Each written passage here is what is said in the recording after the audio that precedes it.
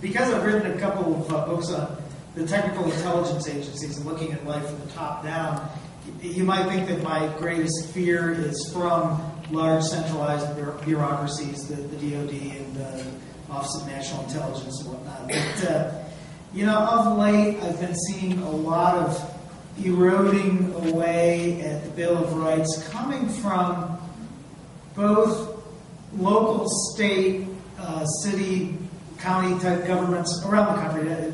This is not anywhere nearly unusual here, because of expediency, economic, and then security-driven post-September 11th reasons, seeing that really protection of civil liberties is not a big issue on the local level. And of course, I tend to agree with Barry, both parties are in a position of not respecting the Bill of Rights very much.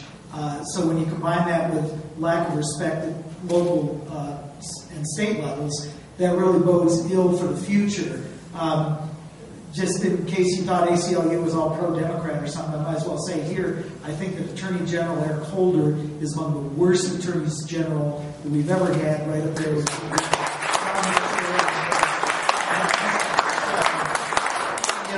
my own background doesn't blind me from seeing that there's some real problems out there. But I see a lot of problems emerging on state and local level that I think ought to be answered. I also am worried about a citizenry that is stuck in an entertainment bubble. There is a real growing counter-trend to that in the number of folks who are willing to join movements that do not have leaders but ask them to come up with slogans of their own. And I think that's real valuable, both, you know, from right Tea Party to left Occupy. If you got to get out there and shout in the streets, and you got to make up your own, you know, slogans about it. If the media doesn't get it, well, the heck with Jack Cafferty at CNN and Sean Hannity at Fox. Figure it out, because when citizens can get loud, I love it. The problem is the number of citizens who say, and this is a real problem the ACLU has been seeing lately, who say, I want to have a free speech, free entertainment bubble that surrounds me when I go to a concert or a sporting event or the state fair. I don't want to be exposed to arguments for or against abortion or war or anything else like that. And I think that that merges with this city and state lack of respect for the Bill of Rights, where everyone thinks there is a citizen right to be sheltered from free speech and free assembly, and there is no such right. The real world out there, the public square, is raucous, and I worry that there are not enough citizens that respect that degree of raucousness. They would rather have a nice, pleasant experience where the parameters of freedom of speech are limited to, do you prefer Coke or Pepsi? And that could be a far graver danger to our Bill of Rights than any threats coming from the federal level or the state and local level. To raucousness. Thank you.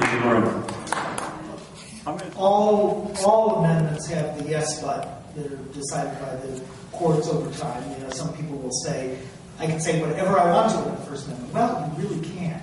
Same would hold for, you know, cop killer bullets, automatic weapons. There are going to be exceptions. But I think also what is true about, you know, Second Amendment permit issues, etc., is that the federal government has created a bureaucracy in virtually all divisions that may, in some cases, simply be necessary for managing a nation of 300 million people.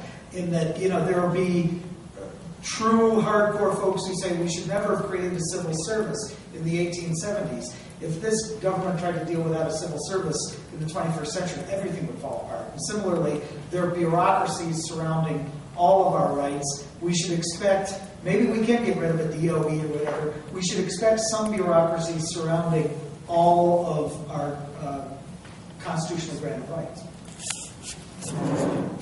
You can answer this on the kind of philosophical principle basis, on the basis of where the money flows. On the principle basis, I think that the word nullification has become a dirty word since the 1830s. You know, since the federal government said, basically, we're going to consider any effort at nullification as being the equivalent of seceding from the nation.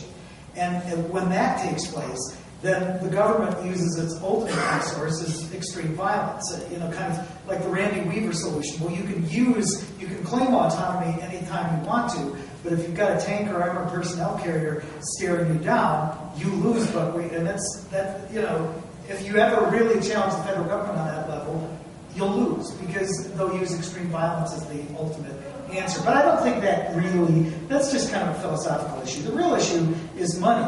States would love to have the federal government do anything the federal government will do until it reaches to a point where the state claims, oh, this is an unfunded mandate. You're telling us we've got to do something and you're not paying any of the money for it. And then they start complaining. But that's one of the few times, I think, when state governments, except for cases such as mandated health insurance coverage, where a state is really going to complain a lot. Most of the time, they would just as soon dump anything on the federal government's level that they can get away with. Next question.